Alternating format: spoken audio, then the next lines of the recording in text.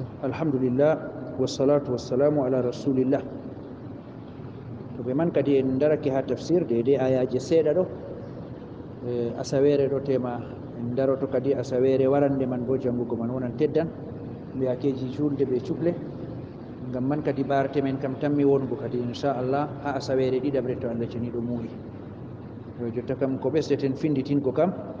haala ñalɗe ɗe ɗo en bolwino haala ɓural maje be darja maje ha guidal keña e jotta bo ko wiyete yeeso men kam kayre wiyete ñande arfa. Nden ñande arfa bo kayre man wiyete jeenayabre ha lewru ɗo e ɗum tammilattago bo ñande jum'are to Allah mooyi kayre man nden wiyete ñande arfa. Nden ɗum hawta darjaji ɗiɗi. Jum'are man ɗum ñalde marnde qima marnde tilmugo kadi bo nde warta nde arfare bo e nden ɗum hawti darjaji ɗuɗɗi e nden be majum kadi nder sunna ɓi adama o suumo ñalade majum suumo ñalade majum. Yo annabijo alayhi salatu wassalam o solni dow man o andini suumago ñalde man ɗo ɗum hefanan ɓi adama zunuba kitale ɗiɗi. Hitande salinde ɗum o laati o huwi timmi ɗum ɗo winda ha ɗereji maako ɗum man Allah be moƴƴere muɗum wila ɗum e hitande tamminde wargo kayre man wiyete ɗum o huwayi amma Allah ceniɗo andi ko o tammi huugo nden ɗum man bo Allah waɗa ɗum ukko ɗum jaafa ɗum Allah waɗa yafantumo ɗum to wonɗo ukkake her gedde man Allah yaafo ɗum ngam sabida suumago ñalade majum e nden be man kadi ɗum waɗan kala ɓi adama julɗo fuu o elana suumago ñalade man ngam ɓural gewtangal man ɗona ɗum ɓural pamaral nama ɗum ɓural lattingal mangal masine ha diskaɗo jaɓanego ha ñalade man Allah ceniɗo o risku en ha majum. En andi ñande arfa man ɗo ɗum ñalade nde hijjoɓe gonata ha nokkure wiyete arfa ɓe gonan her ton ɓawo zura e nden ɗum ruknuwol ha hijju mo tawaka ha nokkure man ha nangue muti kam fu hijju muɗum sahatako ɓe luttani her ton ɓe ɗon mawnina Allah ceniɗo ɓe ɗon gaɗa talbiya e nden ɓe ɗon do'o e nden ɓe ɗon jankini iga ɓawo julgo zura man ɗo ha nangue muta kanjum man wiyete ko ɓe dewrata Allah ceniɗo ha ton her ton man Allah ceniɗo bana hadis ti gaddi Allah jippo ha asama duniya man ɗo farnoro be maɓɓe dow malaika en muɗum wiya ɓe ɗo nda ɗum jeeyaɓe am ɓe ngari her nokkuje ɗe ɗo ɓe yarɓe taaku e nden ɓe ɗo purɗi e nden ɓe ɗo tefa yerduye am ɓe ɗo kula tikkere am e mbe man mi ɗon seedna on mi yaafake ɓe e nden ɗum mawna dow cheytan masine ha annabijo alayhi salatu wassalam wi cheyɗan yi'atake nakaɗo cuniɗo bana ñalade majum ngam ɗurgo ko Allah ceniɗo yaafoto her jeeyaɓe muɗum e enen man bo nde en keɓata tawego ha nokkuje muɗum ha nokkure majum annabijo o hucitini en ha ko waɗanta en keɓel geɗal mangal her yaafuye Allah kanjum man wiyete suumago ñalade majum ɓe suumago ñalade majum enen bo Allah yaafano en zunubaji deydey duuɓi ɗiɗi hitande salinde be hitande tamminde wargo e ngam man kadi Allah ceniɗo fondu en daranago suumago ñalade majum ɓe ɓawoɗon bo la chakka ñalade layha kayre man bo ɗum ñalade mawde masine her ñalɗe sappo man ñalade yaynotonde ɗum ñalade nde hijjoɓe cuklorto be none ɗuɗɗe nder dewitirɗe ɗe hijju majum ɓe tammi dirtago iga musdalifa ɓe jara nokkure wiyete almasharul haram ɓe ngula ɓe dilla ha mina her ton man ɓe piɗata jamratul aqaba e ɓawo man to ɓe piɗoyi man ɗo ɓe laaɓo ɓawo majum ɓe kirsa hadiyaji maɓɓe e ɓawo man kadi bo ɓe dilla ha makka ɓe ɗuufo suudu kaaba ɗuufaki lattiki ɗum ruknuwol her hijju e nden woɗɓe maɓɓe jaa hakkunde safa be marwa e nden ɗum ñalade nde ɓe kebbinta ɗum masine dewe ɗe hijju majum e nden be man ñalade majum nde woodi darja keroraka Allah ceniɗo yerdaki sina o hawta en be hijjoɓe man ha yoga ko ɓe dewrata her ñalade majum nder ko ɓe dewrata man ɗo hirsugo hadiyaji enen bo Allah waɗi kawten be maɓɓe ha hirsugo layhaji kamɓe ɓe kirsa hadiyaji her nokkuje man enen bo kirsen layhaji haɗo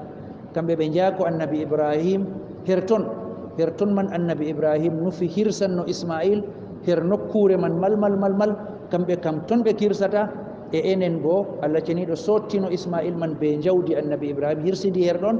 Allah yerdi kuugal man waɗi ɗum sunna nduumika kamɓe kam ɓe kirsa her nokkure man ton enen bo kirsen ha gonɗen man fu nandidinoɗen be maɓɓe e noon man bo Allah ceniɗo waɗi nandidinoɗen be maɓɓe ha zikriji maɓɓe ɗi ɗemgal kanjum man wiyete mawningo Allah ceniɗo ɓe habbirgo ɗuɗɗingo la ilaha illallah ɗuɗɗingo yettugo Allah ceniɗo ɗum man fu Allah ceniɗo waɗi kawten be maɓɓe ɓe ɗon ha nokkuje man enen bo en ɗon ha ɗo amma ɗum man latto ko hawtata en kadi annabijo men alayhi salatu wassalam o andini bo ñalade man ɗo kam wala dewal ngal ɓi adama waɗata ɓurata yerdingo Allah kam bana hirsugo ha marɗo bawɗe o hirsa kam kanjum man wiyete dewal ɓuran ngal yiɗe go her Allah wonɗo ñalde man goɗɗo o suklorake ɓe naafgo walla o suklorake ɓe janngugo alqur'an walla o ruɗɗini here hokkugo sadakaji ko nandata be majum nder dewe marɗe qima ɗum yottata ko baraji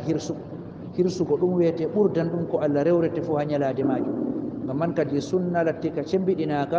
ha goɗɗo on marɗo yaake deydey o wawan o hirsa kam o hirsa majum e ha hirsugo man bo mbala ngota ɗo he'anan goɗɗo kanko be yimɓe saare maako no ɓe ɗuuɗiri fuu o nastina ɓe ha anniya tan to o nastini ɓe ha anniya ni ɓe kawtan ha baraji man ɗum he'anan ɓe ha layhugo to e noon man bo bana hawtugo ha saman ɗum man bo ɗum ɗon wolwe foti yimɓe bakin jeɗɗo malla ko ŋakkata ɓe kawta ɓe cooda nagge ɓe layho malla bo ngeeloɓa ɓe loojo ɗum laatanoɓe ɗum layhaari ɗum man bo garɗum ha sunna ko gam ha masaba malikiya kam ɓe ɗon dara ɗum waɗatako ɓe ɗon dara nagge ngeeloɓa fu ɗum ɓurata hirsango goɗɗo goto noon yimɓe kawtata saman o wadda jus'u ɓe cooda nagge ɓe layho ɓe keɓda baraji ɗo ha maɓɓe kam ɗum waɗatako innama ɓe mbi'a foti hawta ha anniya noon goto noon sooda to yiɗi hawta luttuɓe ha anniya kam foti amma ɓe kawta ha saman ɓe cenda ɗum man kam ɗum lattata ko layhaari ba ha maɓɓe kam banni ɓe mbiya bana hadisji gadduɗi annabijo o dakni sahabo en ma ko kawta man ɗo ɓe mbiya ɗum waɗi ha hadiyaji bo kanjum man wiyete ko hijjoɓe kirsata